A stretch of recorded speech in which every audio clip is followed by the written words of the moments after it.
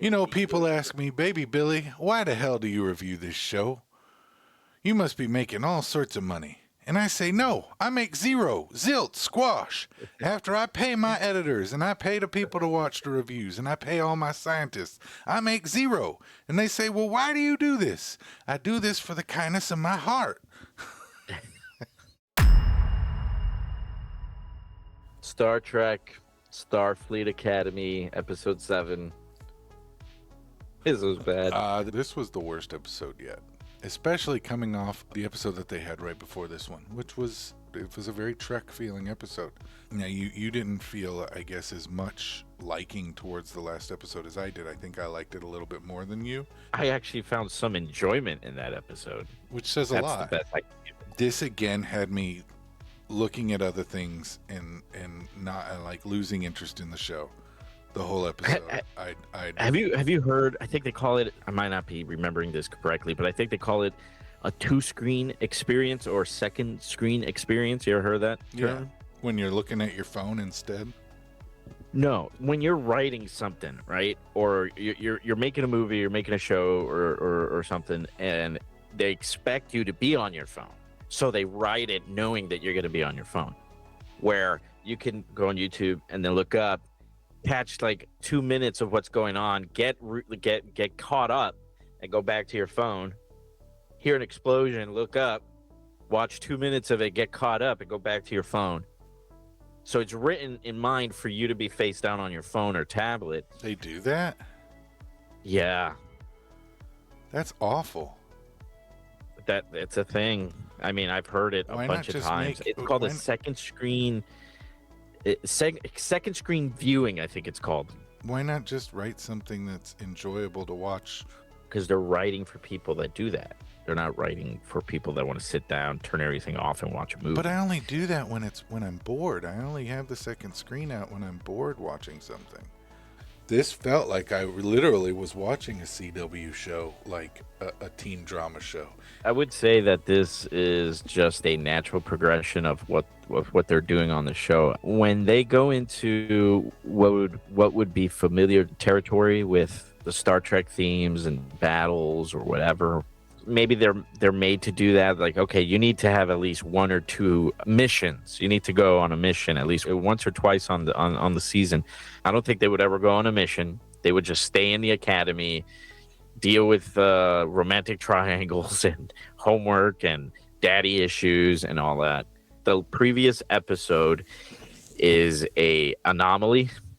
They just throw it out there, maybe to throw the few OG Star Trek fans that are still watching a bone, because this is what they want to do. This episode is the kind of show that they want to do.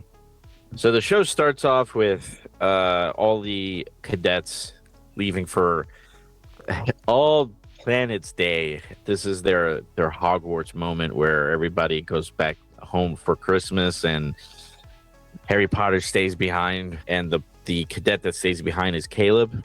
He's our Harry Potter. He's the character in the show that we're kind of living through the eyes of, I would say. Yeah, he's our Harry Potter. He stays behind. The only other characters that stay behind, I think, is what's her name? Tig Notaro. Yeah. Her character's name in the show is Jet Reno. Her real name is more of a Star Trek name. What the hell? Yeah. Tig Notaro is Jet Reno. Tig stays behind, and she stays behind, but I think she's never aware that Caleb is still at the academy. Genesis comes back after leaving, if I'm not mistaken, because she's trying to do some shady crap with her records because she's going to get promotion. They have weird moments of intimacy, but I think it only turns out to be more like a friendship thing. But they do kind of make you want to feel like it might be a relationship or like a romance. By the end of the episode, it's clearly they were just friends and she was using him to get to the bridge. God, what else happens? Oh, what's his name? Darim? Darim? The fish guy? Yeah, he gets pulled through the portal in the beginning. He gets kidnapped Well, you think he's he gets getting kidnapped. yeah, he gets like kidnapped as he's getting ready to leave for the holidays, and then Jaden turns the Jaden. corner. His name is Jaden. Is it? Jaden turns the corner as soon as he gets scooped up and thrown into a portal. It's like a trans-dimensional warp. It's not. It's like a wormhole. I think is the way he explained Wormhole, it. right? They did explain it. I remember. Yeah, and so he gets worried. They're taking his boo. He runs behind him. He jumps in the portal right before it closes, and he ends up being on Darren's homeworld of One of the moons. Keonia. One of the moons. Or one of the moons. One of the moons. Yeah. Uh, We watched and this, so you don't have to. turns out that Darren is Oh, arranged. it's like betrothed to an arranged marriage.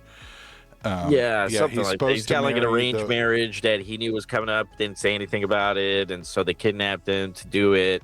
Jaden not ends only up. that, not only that, he's supposed to marry the royal fiancée and become the co-ruler of the planet. He's to become royalty. Yeah, and Jaden is there. So what else happens? What's next?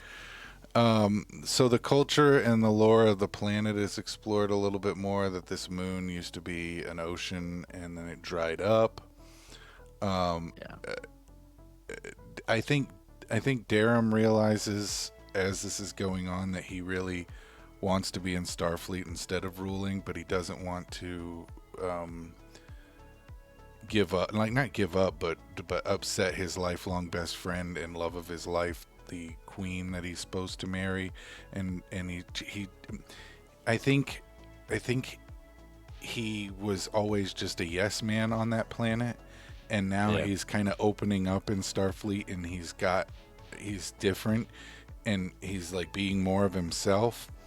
So apparently Jaden gives this speech at the best man speech, and the fiance is like, who is this guy he was talking about? This isn't you.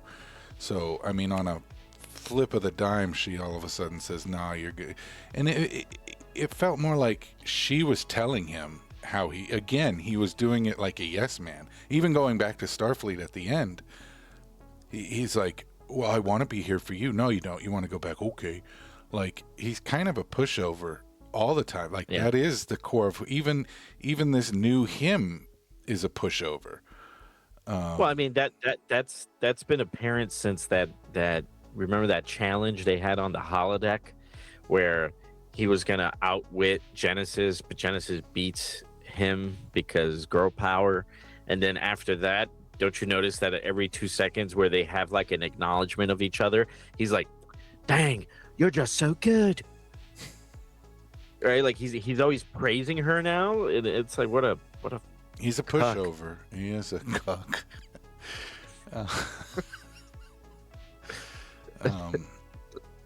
And then at the same time, this other on Starfleet, Caleb, on the Academy, yeah. So Caleb and Genesis sneak into the bridge. Well, before that, they sneak into the doctor's. Oh God! This is something else, folks. But they sneak into the doctor's medical lab of like weird things that he has, like pets and toxins, and not to play is it toxic or non-toxic, a game she kind of just makes up, where they stick their hand in random things of the doctors, Like canisters, like they open up these canisters of sludge and stuff. And one of the things that he pulls out is a slug, which turns out to not only be poisonous, but is the name of it is a warp slug, and it has the ability to warp across the room at warp speed, which is, bending space time. Like, it bends space time to go 15 feet across the room. So this thing is only just there to set up the TIG security officer coming in and them hiding, and then they're freezing the slug, and they freeze it into place, but it's still oozing, and it's going to drip and drip onto the head of the security officer and out them. So she freezes it real quick to do like a comedic haha moment. From that to, I believe, the bridge. Yeah. So they get caught. They break into the bridge to try to hack the system. She's insecure and she feels like she doesn't belong in the academy, I'm guessing is why she's doing this. They get punishment, manual labor, and probation, and Genesis loses her leadership program application. So not much. Yeah, right, because they get caught, right? Yeah, they get caught. Yeah, man, this one was rough. The Betazoid is in recovery, if I'm not mistaken. Yeah. What's her name? I don't even know her name. Tarima? Is that her name? Tarima? Yeah, because he finally sends a So apparently he's been recording these things the whole time, like messages to her, but he hasn't been sending them. I'm assuming, because like the whole episode they're like they're showing that he's talking to his stupid iPad. And maybe I'm just dumb here and didn't see it. I thought he was sending her messages the whole time. But apparently he was just recording them and not sending them, because he finally sends a message to her at the end and says he misses her at the end of the episode. Did you think anything worked? Absolutely not. Oh, dude, I don't even know how to put it. Like, I mean, was there more character building in this episode? Did you learn? No more than any other episode, but it's just not good. Dude, the characters suck. What they're going through suck. Everything is stupid on this show. It's almost like we're paying the price for having episode 6. I mean, will say this. There were points where I lost interest and I stopped watching because I was scrolling on my phone. You know what I mean? Almost immediately, I stopped watching it. Almost immediately. I was just checking analytics on our YouTube channel. I'll say this. This is, I think, by far the worst episode that they have, just purely on entertainment value, if that makes any sense. Because at least the other episodes that I hated, there was funny things I could laugh at, like stupid things, like unintentional comedy that was happening in the episodes that I found entertaining, like Jaden's 2 dads that abandoned him. like that's funny to me, right? This episode had nothing. How many episodes we have left in the season? 3? 3 episodes. I'm not looking forward to the next one, I tell you that, because we get the return of our fan favorite. And she literally is a fan favorite. Not to me, but Tilly. Oh no, that's right. God, I forgot. So the next episode is our frizzy red-haired Tilly, Captain Tilly. Captain Tilly. It's bad, man. This show is bad.